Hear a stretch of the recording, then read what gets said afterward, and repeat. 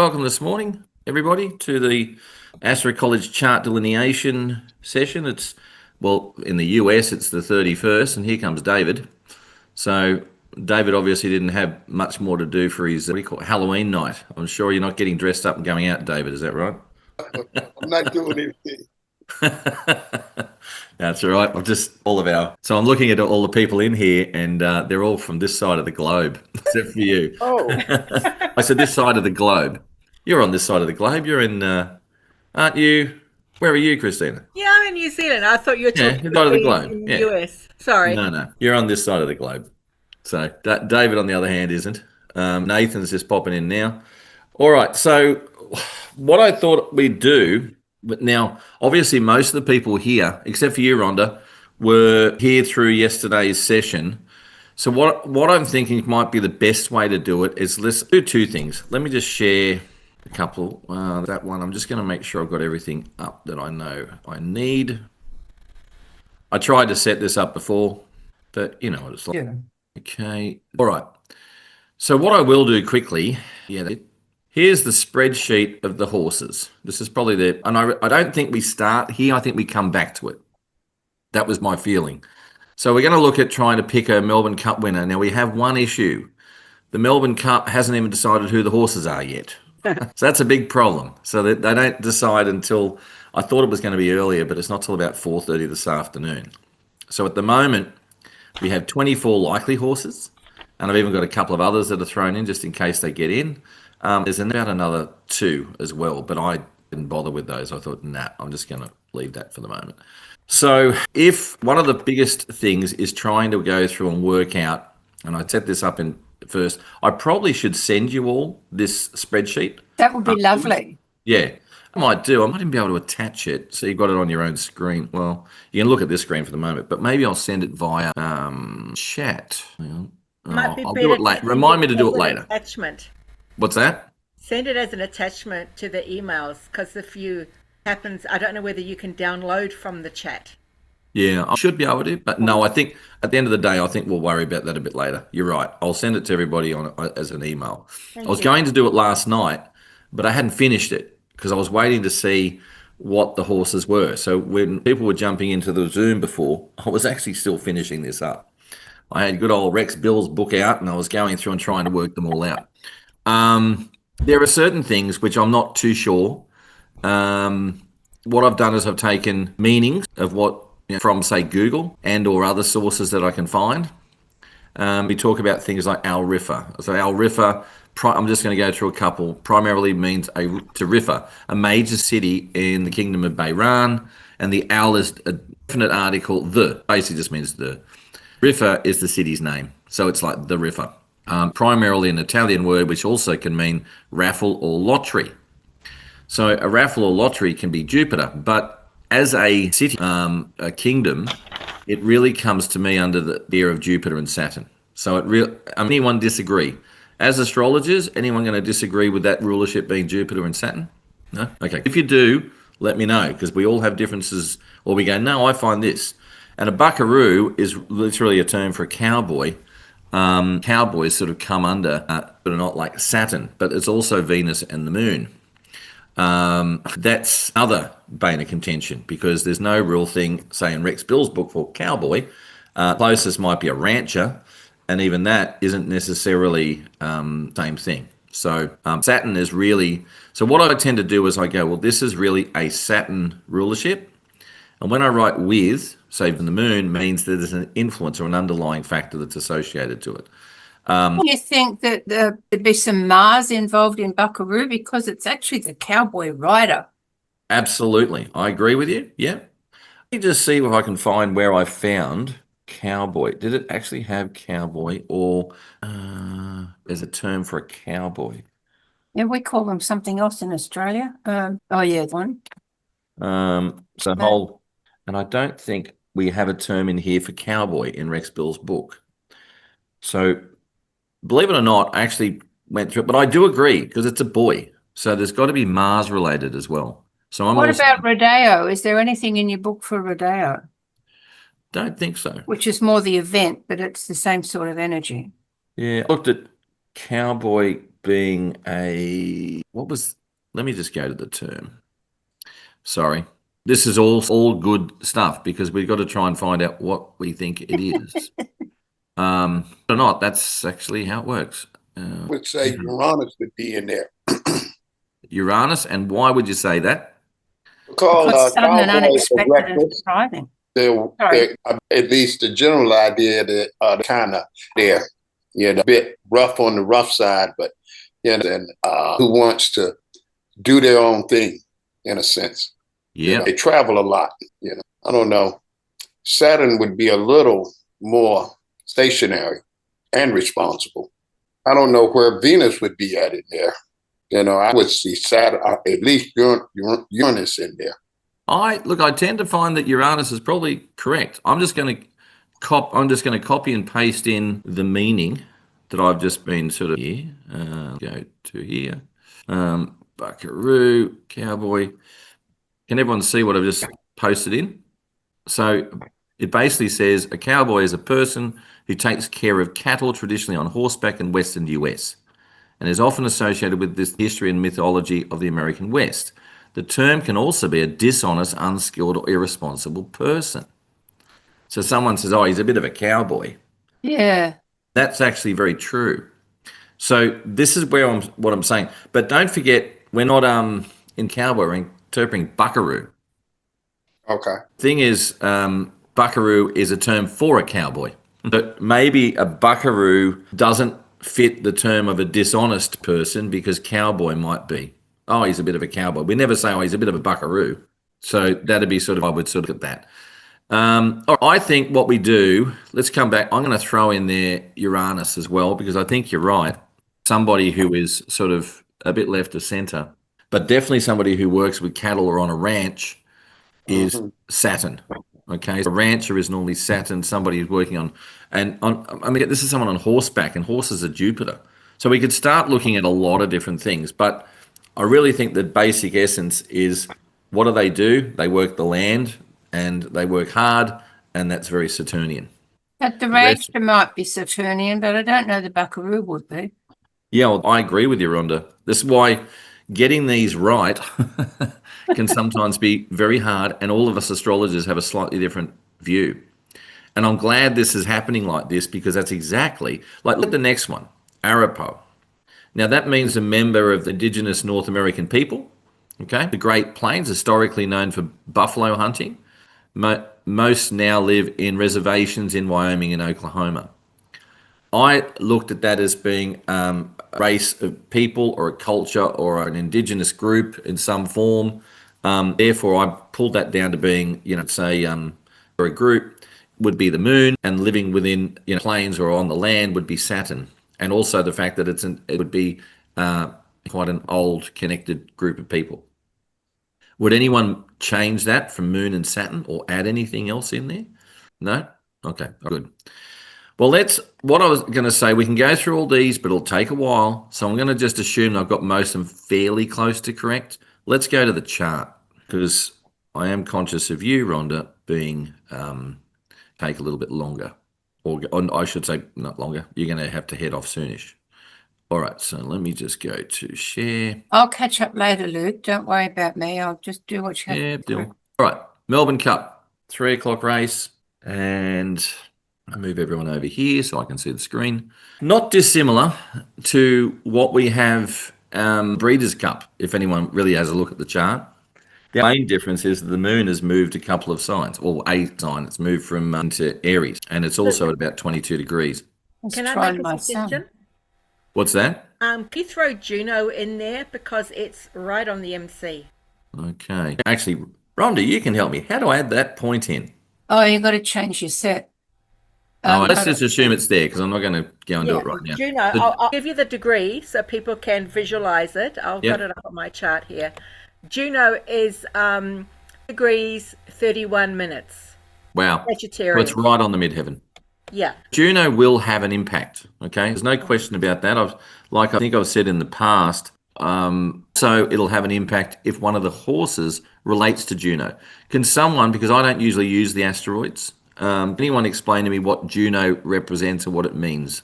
Juno is Jupiter's wife. Yes. Jupiter's wife. She was, And- and Jupiter, they were royalty in mythology. Yep. Juno had equal power to Jupiter. I'm not too sure whether it's Roman or Egyptian, but you had Zeus and Hera, and then you had Jupiter and Juno. So they're the same people, but different mythologies. Okay. She had equal footing to her husband. So it's a very strong Jupiterian type placement, but it isn't Jupiter itself. So I know for a fact that things like juniper berries are named after Juno. Yeah. I'm not exactly sure how that works, but I know that's associated, or they're associated to it. Juno sitting on the top. I don't want to go back and change all my settings right now, No, but no. I'm going to make a mental note of that You one. right click in a white area of that chart and go to display points and choose planets and asteroids. You will have Juno. Planets and points. There we go. Is that Planets, it? yeah. Just Didn't work. refresh. Thanks. Redraw. Nope, that didn't work. Click the redraw button on the right hand side. Redraw. Yeah. That didn't work. Okay, maybe your page is set for that particular set, or else you've edited. Go down to, yeah, that'll be the one that'll do it. That one there, Yeah, then asteroids. Select, the one I'm on now. but you've got to click select. I did that and then redraw. No, it's not Or working. maybe you've edited that set and it's not what it says it is. Oh, I don't think so. I wouldn't have used it. That's why. Points. Here's Click there. on edit on the right. Edit. Now add the Juno. She's further up there. There she is. We'll put her in. Save. Select. There Select. she is. Okay, in there. Well, that's a very strong placement for her. Thanks for doing that, Rhonda. I knew having you here would help me with Solify. Hope that's not recorded because I'm not allowed to do anything with Solify anymore. Oh, sorry. Well, it's recorded, but I can cut it out. I'm going to write. Don't worry. You sure? Yeah. Okay. Well, I've got this particular program. I'll just look at that one. All right. So let's move into how we're going to delineate this. Taking that into consideration, which I think would be a very important component. I'm still not familiar with exactly what in a sort of horse name would come under a Juno type of relationship, other than, say, for example, if the actual name represented something that was sort of Juno based. Well, I'm not Juno's sure. also the asteroid of the wife, partner. Yep. Jupiter treated her pretty badly. He had a lot of affairs and stuff, so she had a bit of anger about her. So not very nice. Well, in that case, we also have, if you think about it, a nice big sesquiquadrate between Juno and the midheaven and Jupiter. So we've got a lot of energy being pushed out through there. The other thing with Jupiter being here, it's the ruler of the midheaven. So don't forget, we don't physically have anything on the midheaven other than Juno. Mercury is on the midheaven, but it is within 6 degrees, but it's moving away. So as the ray starts to take off further, it's going to be further away. What is giving the most power to this chart, there's a couple of things, but it's even more important in this one, and I can't sort of get past it. If this was a bit closer, the midheaven was a bit closer to Mercury, really have to be pushing for a Mercury-Mars type of horse.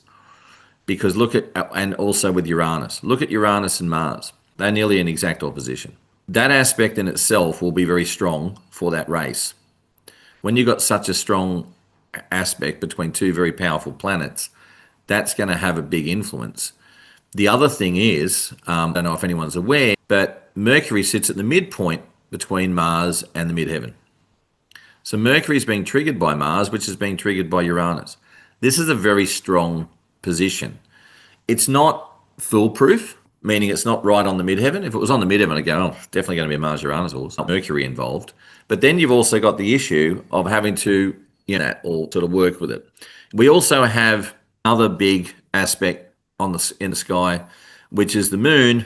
If the moon was a little further around at, say, 25 degrees, I would be saying that Jupiter is definitely going to be the winner in this, because it would be very strong triggering that. The fact that Jupiter is in a strong aspect to the midheaven also is going to give it power. Look for exact degrees aspects. They tend to work very well when we don't have planets directly on the midheaven. So we have a T-square here, if you can see. You've got Venus opposite the moon, T-squaring to Jupiter. So there's still energy being pushed out through that Jupiter, once again in the 5th house. We don't have a mutual reception with the moon like we did with the Breeders' Cup, where it was over here in Pisces. But if we look at that, we go, the ruler of the midheaven is Jupiter. It's ruled by the moon, so what's just going through the dispositor, you go to Mars. Mars is in Scorpio. So Mars is in its own rulership, makes it very, very strong. But if we take it to the modern rulerships, then that would go to Pluto, which would go to Uranus, which would go back to Mercury, which would come back to Jupiter. So at the end of the day, they're going to either goes through a loop to Jupiter or it comes to Mars. So when I'm saying that, we've also got Jupiter in a very strong trine aspect to Saturn. That's nearly exact as well.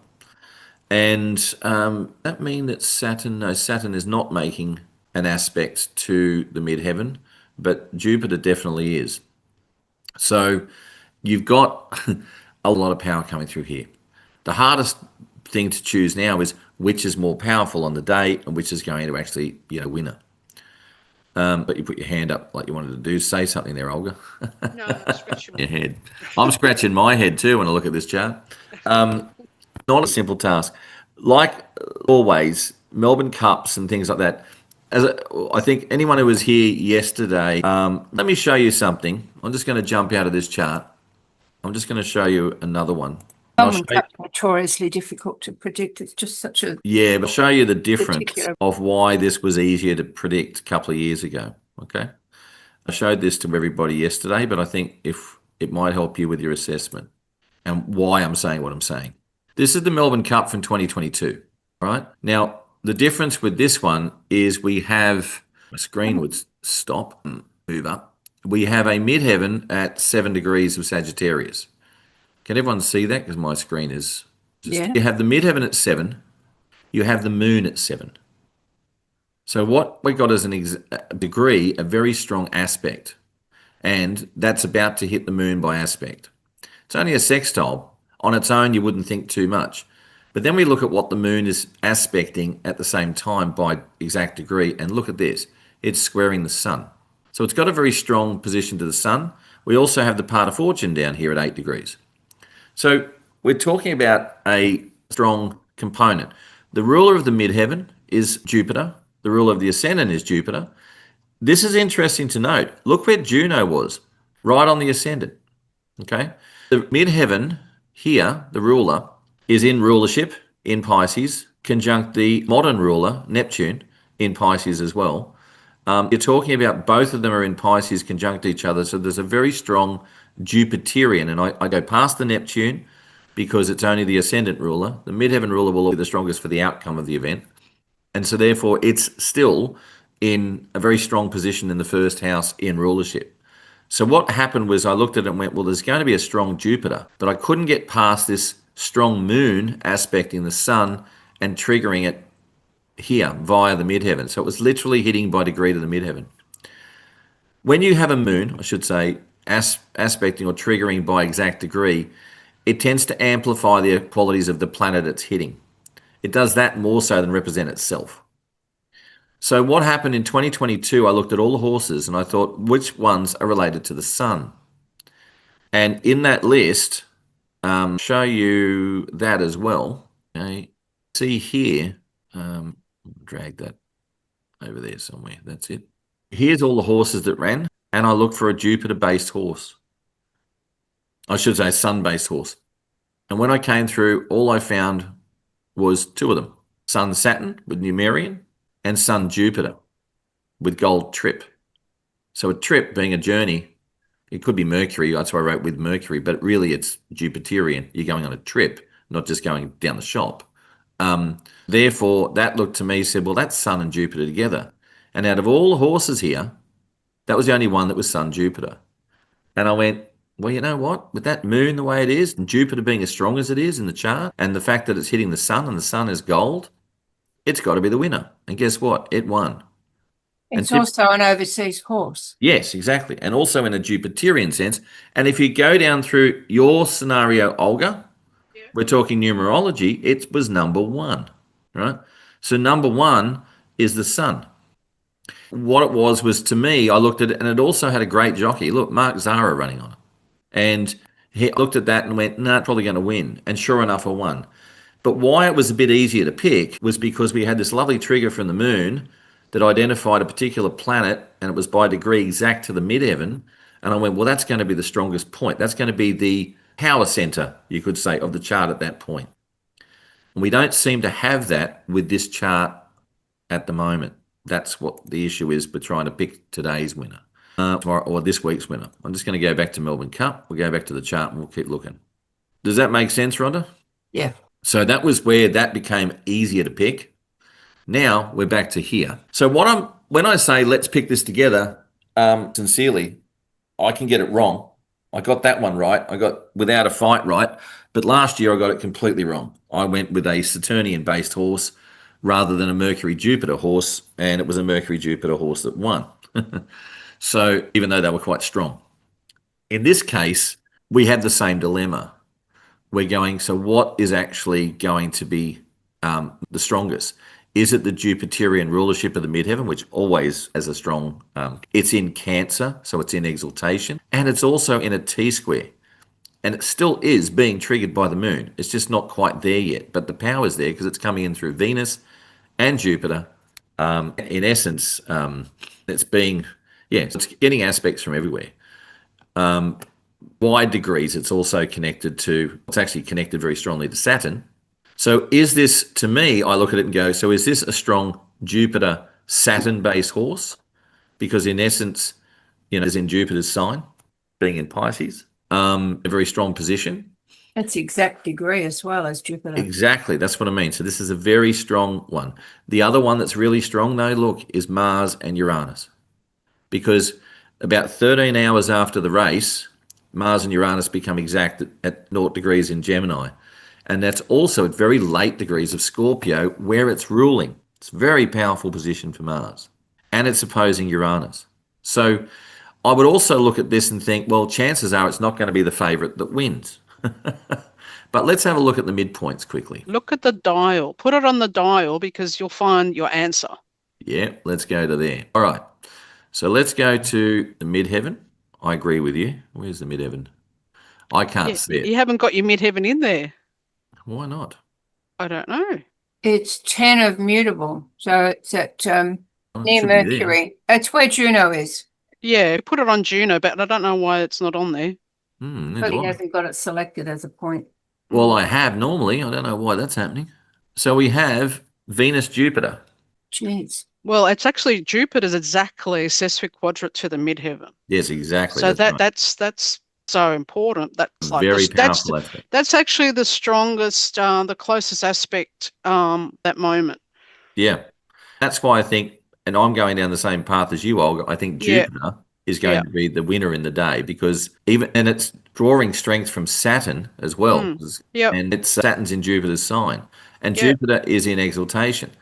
I agree with you. The biggest issue we have is the top of the chart, even though it's not on the midheaven, is still that Mercury Mars right up there at the top of the chart being energized in its rulership, especially Mars, by Uranus. So it's one of those things. It's like, well, which way do we go? Do we go a Mars, Uranus, Mercury horse, or do we go with a Jupiter horse? Jupiter, Saturn horse. That's sort of how I feel. Well, I like the pattern between Juno and Jupiter, considering that they're partners. Yes, I agree with you. It's fun. I mean, I always used a dial for everything. So I understand that. Oh, me, it just shows the aspects so easily. Well, let's go to Mars. Look, Mars is showing that Mars, Uranus very closely together. Yeah. As you would expect. It's also trinal sextile Pluto. Yes, that's right. That's the thing, Rhonda. What you missed yesterday in the session was that normally you would probably look at a race like this and go, I'm not betting, I'm not going to be able to pick it. Because you've got a lot of aspects of a very strong strength working and battling against each other. And that's the thing. But I do agree with Olga's approach, and that is break it down to what's going to be the most strongest at that moment in time. If we go back historically, go back to the 2022 Melbourne Cup, that the next aspect the midheaven was going to make was to the moon. That was like, it was 7 degrees 3 minutes and 7 degrees 10 minutes or something along those lines. It was very, very close. So midheaven was just going to touch the moon straight after the start of the race. And that's very strong. So in regards to, I've got this I can't see the top of my screen because my little wonderful thing's sort of saying, there we go. That's it. Okay, so there's Neptune at the top. Now I can see. Don't know why Midheaven's not in there. That's bizarre. Can you pop the dial? Oh, sorry. I was Yep. just asking if you could pop the dial on the part of fortune actually on Jupiter itself. Yep. We know Look, Pluto Planet is Blue. also a big contender. Part of fortune is not doing much at all. It's got Sun, Mercury, but it's not quite on the part of fortune. Yep. If we go around to Jupiter, Click on the planet and you'll get the exact reading. there, Yeah. that, I'm learning something new every day. Chiron, which makes sense because it's in a T-square to those. Okay. The part of fortune, no, I've got to move it around. Nothing really happening there. No. On your option, click it to go to planet. Where it says options in the middle, Okay. tell it to step by. Planet, okay. Now click.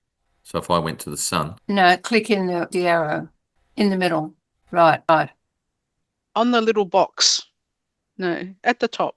Yeah, it'll take you to the planets now. okay. Thank you for educating me on how to use the dial.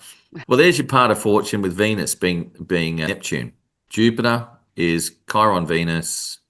Now the moon will be interesting. The moon's got nothing. Neptune's got Mercury, Jupiter. Well, that's interesting. Oh, I'm sorry. I'm going to have to go. I'll catch up with this later and I'll catch you live on All the right. next one. Hi, Not a Rhonda. problem.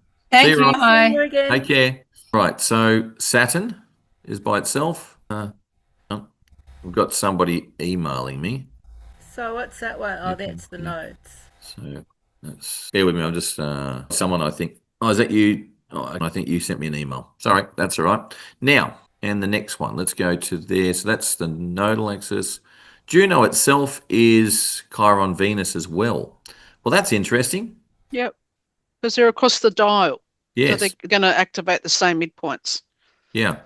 Mm. So if you go to Jupiter, it Yeah. was Chiron, Venus. Yeah. Yep. So Stop. Can you go back to where you were before? Was that on the Yeah. sun? um, One that had all the listings. There was one that had about 3 or 4 listings on it. Keep going. that one. So that's That's on the Earth. yeah, the The sun. same. It's also the Sun. Yes. Okay. Okay. So that's Chiron, Uranus, Chiron, Mars, and the part of fortune and Pluto. So I've just got a wild question.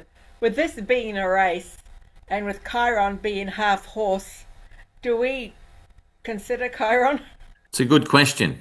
I don't know. Generally don't use it. That But I've ever considered, but let's say, for example, the horse's name was Wounded Healer.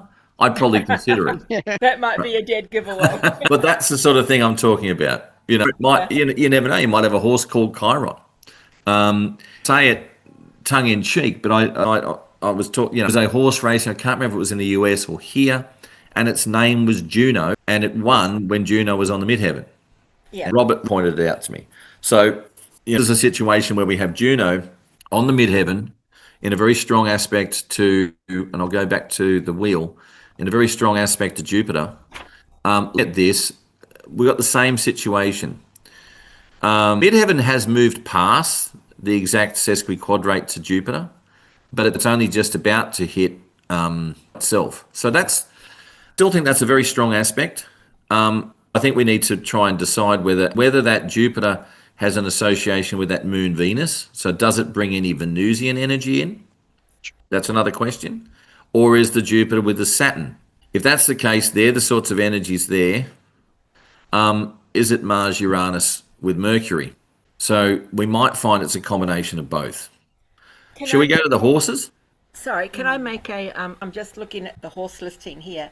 Go Number for it. 13, half yours. Could that mean half of a relationship? Meaning Juno and all the aspects that it's making to Jupiter, etc. Absolutely. I'm It's just a very good observation. Well, I reckon we have a good look at that. I'll see what I've got written down as the meaning of half yours. I've got here. I had a look at that myself, going on what you were teaching us yesterday, which is absolutely amazing. Actually, I've never actually done it quite like this before, and I've been dabbling for a few years now. Got divided, not whole. But we know astrologically Juno was also around partnerships. So I'm just wondering whether that could be like, Did you say it's called half yours, number, half yours? I've got written down as Venus. yeah, I put Venus as well, or Libra. Yeah. Yours is Venus. Is there another is there another sense to that? Half yours is a relationship. This is an interesting one because technically, yes, Venus is in aspect to that Jupiter Yes, by square. It's not. You just have a quick look again because I'm jumping between Nathan things. said half yours is a partnership. Yeah, yours is a partnership. Moon is triggering Venus. It's triggering the Jupiter. Moon's next aspect, though, is not a conjunction with Chiron. Then it will be the square to Jupiter. So the Moon's next aspect is a square to Jupiter as well. I think that's very powerful, and what you're saying is important observation. I would normally in this situation, I would look at it and I wouldn't count half yours. But under the circumstances, there's evidence to show that it may have something more to do with it because it is a Venusian horse. But let's go. What I tend to do, I would look at Al Rifa and I would definitely highlight it because that's a Jupiter Saturn horse. It can mean a raffle or lottery, which is Jupiter, and it's also an old age of city or kingdom, which is definitely Saturn. So Al Rifa is a very strong horse. Now, isn't Mark Zara riding Al Rifa? I don't know. I think from Hang memory. on, I got it here. If someone can help me with that stuff. Yes, he's riding Al Rifa. Yeah, he's riding that one. Let's look at Buckaroo. That's Saturn. I'm just going to go through and pick out. I'm going to highlight what I call in yellow here. I will highlight down this thing. I'm going to highlight the ones I think are strongly Jupiterian based on what we've just described. And in this one, if I highlight in yellow, I'm going to make them the Mars-Uranus horses. Buckaroo on its own, possibly, but I don't necessarily think so. But I'll put it in. Vauban, Saturn for Arapaho. When I put that down as Moon Saturn, I wondered if I needed to add in Jupiter because it's a civilization of people. But it's more to do with the Moon and Saturn to me. I really do feel I'm trying to fit square pegs in round holes, which I'm trying to warn myself against. Chevalier Rose could be an interesting one because that's Venus and Jupiter together. Mars with Saturn. It's an arguable factor, but I'm just going to throw them in for the moment. Mars with Neptune and the Moon. I don't see Mars and Uranus. So let's just look for Mars and Uranus. Here's Jupiter with the Moon, Mercury, Mars, and Uranus. Maidan means square or open space, often referring to a public gathering place, marketplace, a parade ground. It can also mean an arena, field, or domain. In some contexts, particularly in Turkish, it can imply a challenge or a place of public speeches and protests. And that's where I get the Mars and Uranus. I actually think that one's got a bit of strength. Yeah. Right. Legend on its own, I don't see that as being a big hit. Smoke and Romans, it's Venus and Saturn and the Sun. Smoking because that represents someone who's really hot. So it sort of got to look at this in the context of how it's perceived. Smoke and Romans means, it could be, Roman Italians. I don't know. That's the sort of thing that I'm sort of seeing that as being the case. I don't know if that on its own would be enough, but if you're thinking about Romans, one thing I have missed here is that should have Jupiter added because Romans are a foreign culture to where the race is being run. I might even write with Jupiter because I haven't included that yet. And I reckon on that basis, we're going to put it over here in the Jupiter pile. We have absurd. Well, this is an interesting one. It's rather absurd, literally, because it's ruled by Pluto. Okay, you look at Rex Bills, absurd is Pluto. And Pluto itself had a lot of energy pushed through it in general. But is it going to be enough on its own? I don't think so. That's my gut feeling. Would that also be Uranus? Only because I've got here illogical, and it defies common sense. Chaos versus order. I agree. I was taking it purely from Rex Bills. And as I said, sometimes I don't always agree with everything Rex says, but he's written here, the absurd is Pluto, and there's no other one with it. Right? Just a thought. So you look at the things like a fool or being foolish, because that's what it can be. I think a fool might be Saturn, to be quite honest. Anyone else want to comment on that one? I like Uranus. It just says here in your notes, contra to common sense. So that's going against the norm. Well, you want to hear something funny? Okay. Bill says foolishness is Pluto. Wow. So I'm just going to think, well, do we agree with Rex or do we throw him out? I'd say maybe what we do is we take it as Pluto, and if it proves to be different, we argue with him. Half yours. That's a good question. I'm going to put that in here as something to consider. One smooth operator. I don't really think that's got the strength on its own. On whether Mercury in Sagittarius is getting a lot of power and it becomes, don't forget Mercury is sitting at that midpoint between Mars and the midheaven. So it's got, and with Venus and Neptune in respect to being sort of potentially be, but I can add thousands of these in, but I'm just going to leave that sit for a minute. Flatten the curve is basically, public health strategy to slow down the rate of an epidemic. That's definitely comes under Mars, Pluto, because epidemics are Mars, Pluto, and Neptune. Being a strategy, it's Mercury and Uranus. So if you put all those together, that brings in Mars, Uranus, Mercury. So I would say if that's a strong one, then that's going to be a potential strong one there. More felons, I think, would definitely be something to consider. And I'll explain why. I think because Pluto, we're underestimating the fact that Pluto is still in aspect to all of these Jupiter, Saturns, and everything else at the moment. The guard, anyone like to comment on that one? Are we changing off the guard? Mars, Jupiter, and Saturn. So it's basically a military ceremony replacing soldiers in duty at an important building, or figuratively, the replacement of leaders in any organization. Are we talking Jupiter, or are we talking Mars, or are we talking both? I'm going to put it down for something to consider, and we're going to go through and knock some of these out as we go along. Means parchment. So parchment party, I don't think that's on its own very strong. Further means in greater distance or extent, to say in addition. This definitely has an option because it's very strongly Jupiter with Venus. Only going Venus because of furs. When you talk about, it's not further as in further like that, but it's talking about further with a UR, just the way it's, we take that as further, or is it a play on words and it's further? Literally, sometimes you got to break it down this way. This is where it becomes problematic. I've been caught out before when I haven't broken down words properly.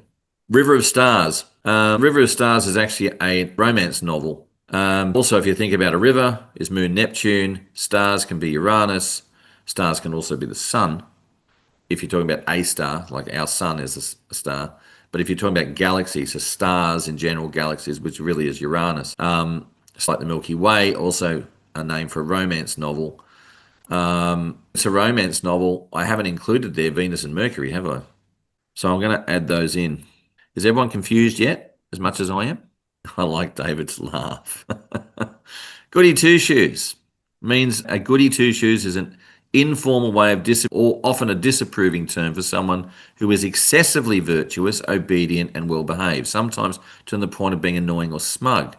So to me, that was definitely Jupiter with Mars. So the goody two-shoes, or someone's excessively obedient, or see, Jupiter's not necessarily always obedient, neither is Mars. But if someone's overly that way, because virtue comes under Jupiter. So if someone's virtuous and you think about someone who's highly religious and wants to do the right thing by everybody and is very virtuous, they're very Jupiterian. So where that comes under, but also being annoying would be the Mars component. All right. So that is also a fairly strong combination, but whether it's in the right combinations, we're not sure. Is also another American sort of people, basically, who speak languages and their cultures. The term is derived from the Cree name from the lake Athabasca, is what I was saying here. So that to me was also Moon Saturn. I don't know about that. Torrenzino means it's not an actual word. So the closest is Torrencino, right? Or Torresini, which is a small nougat, believe it or not. Also, Torren is a small mound or a knoll or a hillock, and Zeno can have multiple meanings depending on the context, but it's most commonly referring to a boy's name in Greek, meaning gift of Zeus. And that's why I've combined all of those together, Venus, Saturn, and Mars. But it's not an actual word. The interesting thing about sometimes they're not an actual word, sometimes I give that relationship to Uranus because it's something that's odd or different or doesn't exist or it's outside. We could add Uranus to that. I might even do it because it's not a word with Uranus. I don't know if that's going to be enough on its own. I'm not even going to tick it at the moment. Valiant King, Mars and the Sun. And then we have in its own is not something that stands out as either Mars, Uranus, Mercury, or Jupiter. And then you have Royal Supremacy, which is Sun, Jupiter. I also think that's probably not on its own strong enough because it doesn't bring in the other aspects. These are other ones that may or may not run. And I'm not going to worry about those too much at this stage because they're also things that are out of the ordinary. All right. Do we need to go and revisit the chart again quickly or no? How's everyone going? Is everyone awake? Because I am just rambling on. Yeah, awake. All right. Christina's awake. Dave, I'm awake. I'll be going to sleep. We'll see. All right. Now, who wants to have a bit of a go at what they think is the right one? Now, what I might do, the thing is I can't share two screens. I'm going to stop that for a minute.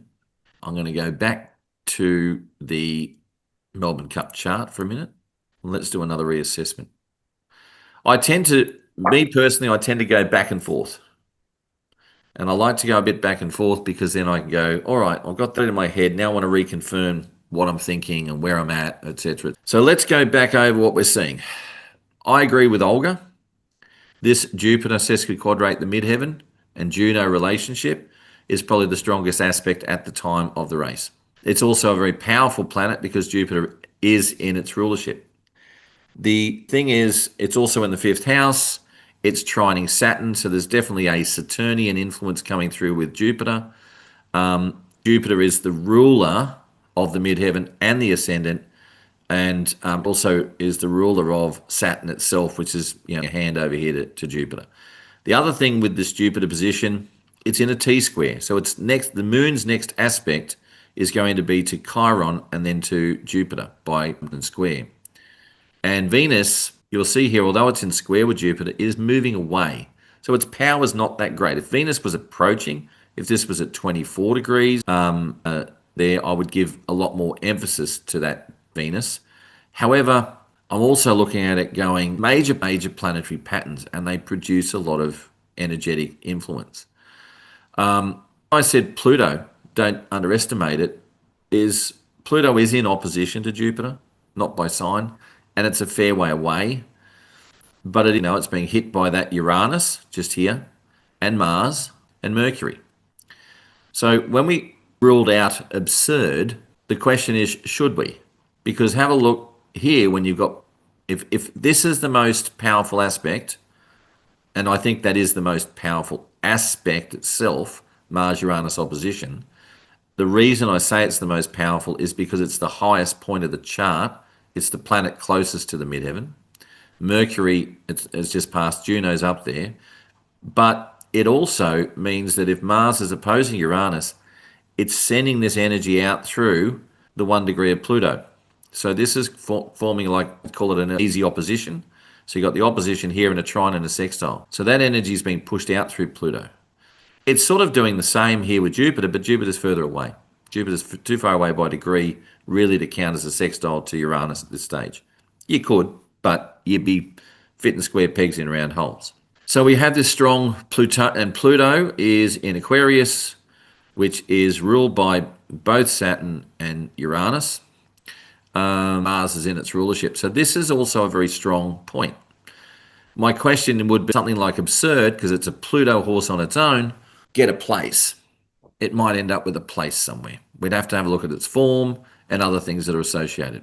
What we haven't done is looked at the price of the horses, what the form is, what they think is going to win, all those sorts of things. And these are all things we need to consider. Has this horse been running? What have they done? We haven't actually gone through that part, which is semi-equally important, I think, overall. it's a bit like saying, well, let's look at the astrological ones, let's break them down, and then let's have a look at which ones seem to fit the bill in form as well. Doesn't always work. Last year, the one that won had no form whatsoever, was 100-1, and I could guarantee you Matt. I did tell you guys yesterday about the story with that, didn't I? The last year I was there doing all the podcast and Yep. setting it all up, and happened to be partying next door like they already won, and that was the horse that won. So I didn't bet on it. So there could be also an element of that holding back as well. And that's why this Mars Uranus to me also means there's a possibility of a bit of a surprise.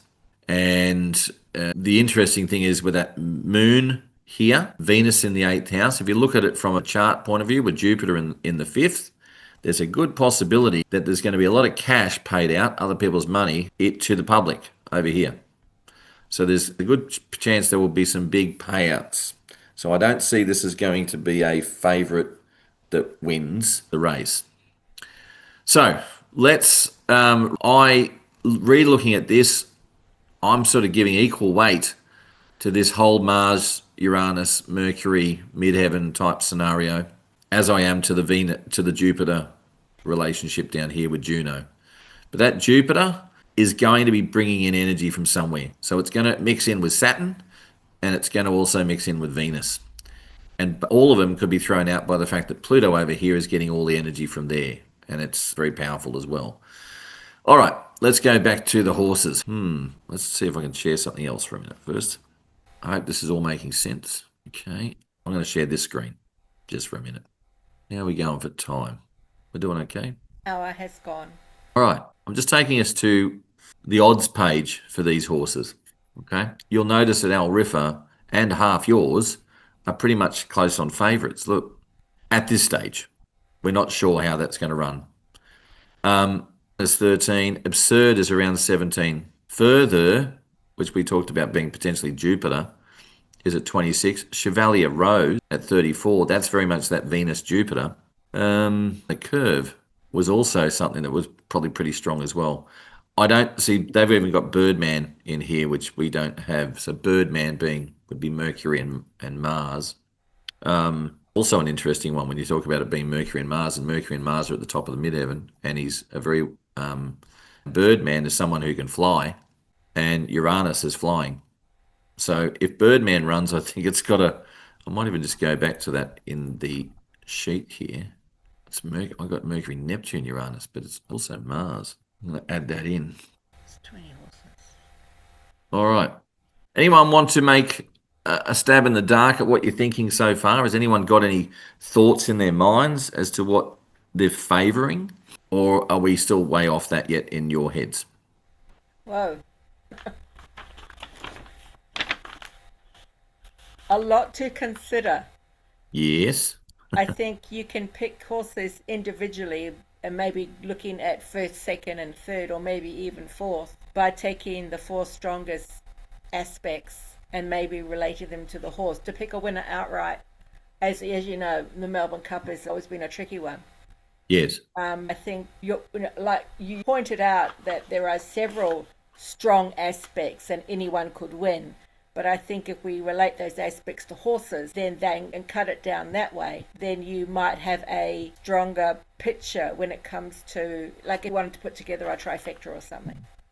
Yeah, I tend to agree with you. If I was going to break this down, what would I look at? One, I don't think it will be the favourite.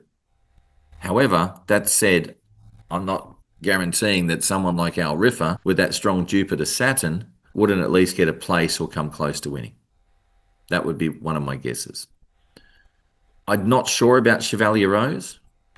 This Mars with Saturn, Vauban, I don't think that's strong enough personally on its own. Buckaroo, I don't think that's strong enough because it's more the Saturn than the Jupiter. So I'm going to untick some of these as we go. I'll leave the coloured ones up. Maidan means a square or open place. So if this is Jupiter with the moon, because it's a public place, Mercury and Mars and Uranus, that one's got a strong combination. Smoke and Romans, I don't think that's got enough going on there. on its own. Half Yours, I'm going to leave it there because just its position and how strong it is in the race. Flatten the Curve, believe it or not, if that Mars, Uranus, Mercury is strong, then it's going to hold a very strong chance of winning. Same as More Felons, because it's Jupiter, Pluto, and that brings the Pluto in with Saturn. So that's actually quite a strong one as well. Changing of the Guard, have we got that right in interpretation? Can refer to a formal military ceremony. A military ceremony, would that be Mars, Jupiter? Ceremony is the Jupiter. Mars is the military. Yeah. So that's combining a few things. It's a possibility. Further means further, a greater distance. That's Jupiter. And I don't know why I've got Venus there because I saw it as furs, right? As in the word fur, further. So I broke it down and saying, well, if it's further, is the play on words about the fur, the actual fur. And that sort of comes under Sun Venus. And that's why I've written with Sun Venus. Further on its own, if you take it as the word further, is Jupiter on its own. So it's a reasonably strong one. Whether it's strong enough, not sure. Goody Two Shoes is Jupiter with Mars. I don't know about that. I'm going to leave it there, but I see a combination. I sort of see that it's either going to be a Jupiterian-based horse or it's going to be a Mars, Mercury, Uranus-based horse. And this one combines the two together. Is that how it's going to play out? Not normally. It's usually one or the other. Doesn't normally combine both of them. Not always, but that's often how it works. And then Birdman, if that runs, that is definitely Mercury, Mars, and Uranus, because you're talking about a flying bird with the ability to fly, but it's also possibly Jupiter, because flying is actually Uranus. Neptune is because it's more of a fantasy. Mercury because it's birds, and Mars because it's a man. And sort of Birdman would be something like a comic book or a character, which would be definitely fantasy, which is Neptune. So that brings those in, and that's actually quite a strong one if you're talking about that Mercury Mars. So we're breaking it down. We've now got 1, 2, 3, 4, 5, 6, 7, 8. 8 horses out of the 24 as possibilities in my head, and then Birdman thrown in just for a bit of a run at it. Any thoughts on these ones? And has anyone picked so far or taken note of something else altogether? Nope. Now, Nathan's turned around and said, I'm going to make my assessment this afternoon. And I tend to agree. It might be that we need to go off and sit with it and go from there. But I'm trying to get to a point where, and it's very interesting because normally I do this sitting alone. I don't have the what's the word, a crowd sitting around trying to do it with me. Although that might actually help better because it helps me break it down faster. So my question to you, everybody, and if you can, from what you're seeing, let's go back to the chart. Does anyone want to say what they think is the most likely? Too many complicated outcomes. Jonathan's going, got to apply the KISS principle. Too many complicated outcomes here. Nathan, what have you put up here? Have you done stuff on Mark Zaro? Nathan, do you want to jump in and explain something there that you've done? That's your moon position for the winners of the jockeys. Is that right?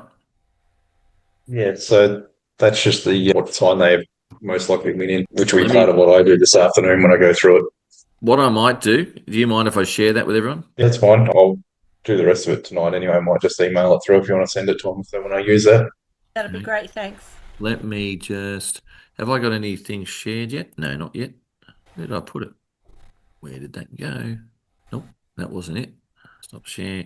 Sorry, Nathan, I had it there a minute ago. Where did I put it? I'm going to put it up, and then I'm going to go back to Zoom. This is what Nathan's just shared. So we're talking about the horse Alrifa, Half Yours, Absurd, Further, and Chevalier Rose. And do you want to explain what you've done there? Can you make that, please? I'm going to see if I can zoom in a bit more. Let me have a look. So I've just pulled that. So that's just out of my database. Is that better? Probably the last, see that? better? Yes. From results for probably the last 3 years that I've been recording. And then these are just a lunar sign that the jockeys do best in, that they've won the most in. So it's ranked. So the one is the highest value. It's the one they're most likely to win in. When it falls in 12, as I said yesterday, they can be due to win. They don't usually do that well in it, but when it's at 12, it usually becomes a point where it does come back. So the rest of them usually don't mean a lot unless there's no 1s or 12s. So you can see there's a couple of Taurus So where's jockeys the there. moon? Moon's going to be in Aries, isn't it, for this race? Is that correct? Yep. Yes. Yeah. Yep. So with the moon in Aries, Mark Zara hasn't done too well with the moon in Aries. Jamie Millam has done a sort of half job. Karen McAvoy's done sort of reasonable but not great. Where's the Aries here? So what do the So there numbers won't have been represent? enough results to count in that one, so they wouldn't have ran many events. So sorry, what do the numbers represent? Mark Zara Aries 9. Oh, it's the ninth. Is it the ninth most? What's the word for it? Number one is he's most likely to have won with the moon in Pisces. Right. So out of the 12 signs. Out of the 12 signs, it's ranked from Ninth. 1 through to 12, where he's least likely. So it's Okay. saying that Leo would be least likely, but what Nathan is saying that sometimes it's a surprise. It just means that if the moon was in Leo, we might be due to win with the moon in Leo. You're probably going to find this relates to their own personal charts I would agree. and where the moon is in there, especially if there's a strong correlation, especially if there's a lot of them. But out Typically find it this- does line up with their natal part of fortune. So in the ones that I've actually got charts for, and you see a lot of ones, they're definitely in that area Do you have their birth times and dates? Is that right? for that. So I don't go that deep with it. This is why I use this method, but there are a few that I've got full natal charts for. So Right. So the ones you do have full natal charts for, because you can't calculate a part of fortune without having the actual birth time, because you need to know that it's part of fortune's created from the sun, moon, and ascendant position, which is determined by the time. So we're talking about the moon position in general when they're there. Well, this is interesting. Is it throwing a big light on us on which one would be likely? Not sure about that, but it is very interesting. And further, doesn't sorry, look I was like going to say just I generally use this to help narrow it down at the end. So I'll sort of go through once I've got what I pick out as my picks, and then I'll have a bit of a look. And if there's any that stand out, then they sort of get an extra point as such. Gotcha. I like it. All right. So that's that one. But I can't see something that stood out big that said, oh, that horse with that jockey should do really well with the moon in Aries. That's basically, I suppose, what the difference was there. All right. Going back to the chart briefly. Let's see if we can get this sorted. Would anyone like to comment as to, after I've been raving on for a while, because we're getting closer to the pointy end of the time, which planetary energies you're favoring? And why I'm asking everybody is I want to go with what your gut's telling you. I want to go with what sort of, from listening to me talk, what makes you go, oh, I really think that's the case. Or is there none of that? If you don't have that happening, that's fine. But I also feel that sometimes it's like a sign, it's like an intuitive thought, it's a feeling. If I've mentioned a horse and you've just gone, nah, don't think that's the one. Or you've gone, that sounds right. Oh, any of that sort of stuff. Does anyone want to share anything that may have come to them in the last hour, minus the crickets in the room? I think Jupiter is rather prominent. That would be the planet that I would give most of my emphasis on. Yep. And I think Jonathan just said I'd stick to the midheaven. And he was having a bit of a chuckle, but don't take my advice. I tend to agree with you. This is where it becomes tricky. And I get torn. My good old Mercury in the first house goes, oh, I can see both sides. It's like heads or tails. And it's like, well, whichever one you want, because either one is going to come up. That's sort of what happens to me quite a lot when I do get to this point, especially when I can see the Jupiter strong and these also very strong. But I agree with you, David. I think out of this, will it be an example like we had with Gold Trip, where it was the moon, sun, and then it was the combination. The Jupiter was part of the name. So gold being the sun, being what was being really strongly triggered. In this instance, the moon is not doing that, but the moon is still aspecting, and it's going to aspect that Jupiter, and it's aspecting Venus. Does that moon bring in the Venus-Jupiter? Is this therefore Chevalier Rose, where it And brings the two of them also- together? The moon is also aspecting by trine the part of fortune. It is too. Do you use that a lot? Yeah, I would. The other interesting thing, a bit of observation, which I didn't pick up, but I should observe as well, and that is that Venus is in rulership. Yeah. Jupiter is in exaltation, in square with each other. That's a very powerful combination, especially when Jupiter rules the midheaven. And then you've got Saturn aspecting all of them. So even though Saturn here, it's still making a quincunx across to Venus. don't underestimate that only simply because of the degree. I give less weight a little bit to this Venus because it's already past the degrees quite significantly. So it's nearly 1.5 degrees past Jupiter and a whole degree past Saturn, and it's moving away. That's the only thing that makes me go, oh, I'm not sure. Whereas Mars is about to hit Uranus, like it's the day. It's together is super powerful. They're about to pass. So we are in a conundrum, more powerful. The Juno-Jupiter relationship and its relationship to the moon and or is this really extremely powerful opposition across the chart working on? Let me show you something from last year. Let's do that. That was my intuition going off from last year's chart. I went, okay. So I'm going to go to this one. This may help us make up our minds. So let me show you what the situation was. Now, this is last year's Melbourne Cup chart. And I looked at this over and over and over again. I'm just trying to get this damn thing to disappear. Can you just go up? That's it.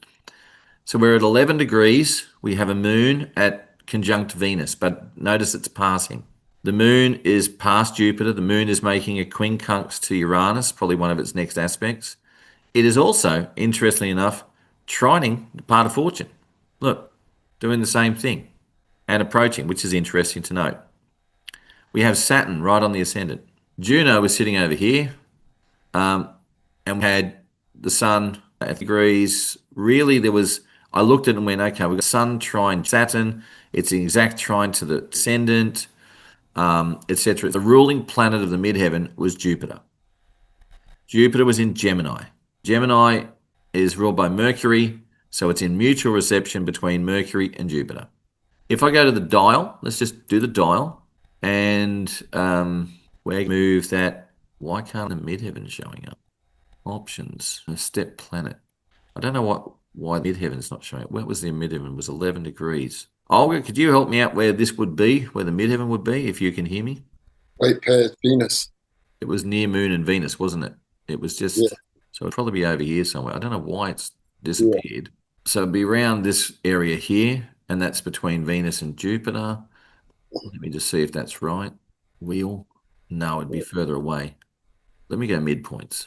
Reports. The midheaven is not a midpoint to anything. Doesn't look like you've got it listed as one of your points on your I chart. don't know why though. Yeah, well, it can happen. So you've got to do displayed points. So go out of that. Yeah, but it should be there. Let me just see if I can go back. No, you can tell actually on your chart at the moment. See how it's not making any aspects to the MC? See how you've got nothing, so you haven't got it as one of, so displayed points, go onto that and double that. Oh, no, to look into it. Displayed points, say edit, go edit. Yes, haven't got your midheaven or ascendant pick. Pick those two. Where are they? They're just there. Okay, go a little bit more with your arrow. Ascendant midheaven and ascendant. Yeah, you have them. So say save. That's strange. And select. Yeah. Got aspects to it. Now when you go to your dial, it'll come up. They'll come. Don't ask me how that was disappeared. Well, that happens. It just wasn't there. Suppose it's me. So here, midheaven, we had Mercury, Jupiter. Right? It was an important one. Do you know what horse won last year? Yeah, what was it called? Knight's Choice. Yeah. So a knight, Knight, is Jupiter. And a choice to me, although Rex Bills likes to tell you it's Venus, choices to me are very mercurial because you can go one or two ways, right? And usually is a choice. To me, that's what I would normally pick. So I looked at that, and the winner was Mercury, Jupiter. What I didn't do last year was pick those two planets as the winner. Now, notice something. They are in mutual reception, and they're high in the chart, and they're overpowering everything else to make the winner in this one. I did not look at that and go, that's what's going to be the winner. You see what I'm saying? It wasn't something that stood out to me. I thought, this is in its detriment. Yes, they're in mutual reception, but they're not. And Jupiter was retrograde, and here we have a situation where, bingo. It's the midpoint. It's the midpoint to the MC. That's right. It's the midpoint to the MC. So that's how you minimize all this stuff, because you have to make rules, and the rules are going to have to be, if you want to take away all the noise, is that it has to make an aspect or a midpoint to the MC, because that's our locational work, right? That's exactly right. Yeah. Or else you could just got too much information. What's that? Too much information if you keep going about the symbolism of everything, and then how do you minimize stuff? It has to make some midpoint to the MC. So here's Melbourne Cup 2025, and I'm going Yep. to bring it round to the mid-heaven. Was that Knights with an N or a K? K. Oh, Knight. Okay. Here we have the mid-heaven, Juno, obviously that's pretty close, and Chiron Venus. Yeah. And Jupiter. Jupiter's actually more exact. If you put it exactly on to your MC, is that exactly That on is it? MC. Okay. Yeah. So I go to Juno itself, it's the same. If I go to the ascendant, it's Mars, Saturn, Pluto. I personally think that the strongest one, I'm going to go around to Jupiter itself, Chiron Venus. Yeah. It's the same because they're across the dial. Yes, exactly. They are across the dial. Yeah. What a Venus, mid-heaven ascendant. It's a strong position. And Neptune, out of fortune. Yeah. Okay, call on it. And the moon is Mercury midheaven. Okay. I want to make a call on, we definitely believe it's, I feel that Venus is going to have more of an impact than we think, and that Venus with Jupiter. So if I had to break that down, and let's say we were just working on that alone, I'm going to get back out of here, go back to the horses. You would nearly have to pick Chevalier Rose based on those things. I'm just trying to get it back up. When do they actually list the horse numbers? About 4:30 this afternoon. Yeah, well, that helps me because I like to use the numerology. Yeah. And then planetary numbers, and then I can sort of make judgment. I don't think Alrifa will win because it's a favourite. That's my gut feeling. Chevalier Rose is Venus. I'm going to just quickly check what its odds are. Yeah. And Chevalier Rose is 34-1. And that would also fit the energy of the Mars Uranus, it being a unconventional winner. That's exactly right. Maidan is the square. Yeah, possibility. The other one is half yours because that's the Venus. And Juno. And Juno. And Juno, yep. I nearly think, looking at all of this, and maybe the other one is further. So on the astrology alone, I think I would pick 4 horses. If Birdman runs, I think it would get a place somewhere. I'm favouring probably Chevalier Rose, inclusive with something like half yours, and further. They would probably be the strongest Jupiterian horses with that Venus flavour. And further is also not spelt correctly. So you throw a Uranian mercurial type of relationship there as well. Can I play devil's advocate here? You go for it, Christina. So I'm just going to put my little things down here. I'm just looking to see if there are any female jockeys. Rachel King is riding number 3. Right, just to, be anything. Michelle D, she's riding number 18. Is that Michelle or Michael D? Not sure. Maybe it's Michael. Sorry. And No. I thought. No, that's okay. I'm just saving that one. So I can remember one year Venus was right on the MC. I didn't pick it, but it was a female jockey who actually won the race. Okay. And it was right on that MC in Sag. I should have, because I wasn't looking at jockeys, but sometimes it could be an influencing factor. I would also, one of the other things I haven't done yet is I'm going to throw in absurd. That Pluto might just throw a spanner in the works. Yeah. So interesting. One operator, that's charming, persuasive. That's very Venusian. It's another one. I'm not saying it's going to be Venus that's running the winner, but looking at those midpoint aspects to the heaven, then Venus is definitely involved in it with Chiron, if you want to bring them in together. But Jupiter is definitely the strongest aspect. Anyone else want to make comment? while we're here. It's a tough one. This doesn't, to me, Gold Trip stood out a couple of years ago. Without a Fight sort of stood out to me after a lot of assessment. And I thought, no, the strongest two planets will be Saturn and Neptune. And the only Saturn and Neptune. So there was break it down to two planets. Here, I'm breaking it down to the fact you could have more than just two planets. But Jupiter's the strongest with Juno, and Jupiter's being aspected by the moon, which is going to trigger that, and Venus. So I think really Jupiter, Venus might be the strongest ones, especially because of the way it is. And if they're not, then it's definitely going to be that Mars, Uranus, Mercury. It might be quite strong on its own, simply because it sits at the midpoint between Mars and the midheaven. That's the other thing. But if we look at mercurial horses, that's why I threw Birdman in, because it brings all those in together. Not even sure he's running. But if we look at mercurial horses, Mercury, Venus, Neptune, that's one smooth operator. And that's pretty much it. So I'm going to also throw in one smooth operator here. Wonder if we can do a big pick 5 in a race. See how we go. And box it together costs you a fortune. But anyway, you pay it pretty big. Any questions? Because I reckon we've sort of come to a conclusion of a few things. But I agree with everyone. What about if I say I'm not going to make a call on this till later? Well, I want to see what the actual horses are. We won't know till 4:30 this afternoon our time. So what I will do is I'll send through this spreadsheet. You guys can do what you like with it. Thank And we'll go from there. And then why don't we, if you like, touch base over the coming days via email. Yeah. If you want to jump on a session together on morning before the race, which is your Monday night for those in the US, let us know. I'm open to just sort of another Zoom call and sending it out to everybody if you want. And of course, as you mentioned, oh, sorry, David, you were speaking. No, I was saying that sounds good. All right. Monday night, or for me it is. Yeah, your time.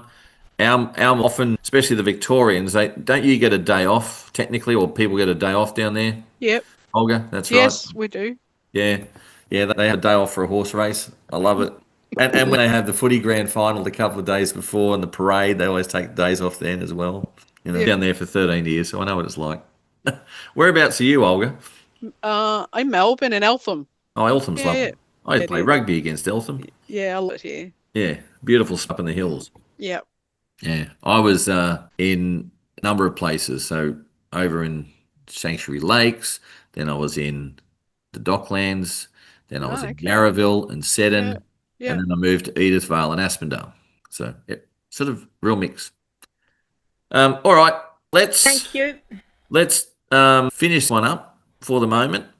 And thank everyone who joined today. I'm going to post this on YouTube and a few other places, and I'm also going to stick it in with those who are doing the workshop with me as an additional piece of video that goes in there. And we say, if I organise it, we touch base a similar sort of time on Monday next week or Tuesday next week, just before the race. Even if we jump on for half an hour and just throw down the gauntlet and see who we're picking. Okay. Do you want to have that sort of a session? So let's say, what time do we start this? It was 11 o'clock my time. You want to do the same? You give us plenty of time. That's 1 o'clock New Zealand Time, 11 o'clock Sydney, Melbourne, 10 o'clock for Brisbane people, and that would be 8 p.m. for you. Or if are you 8? Are you where are you? Are you on East? I'm on the East Coast. I'm in Virginia. You're on the East Coast. Yes. Okay, so it'll be 8 p.m. for you on Monday night. Sounds good. All right. Thank you. All right, Okay, let's do that. thanks. And I'll send out a link for it. Good luck. Let me know Bye. how we go. See you guys. Bye.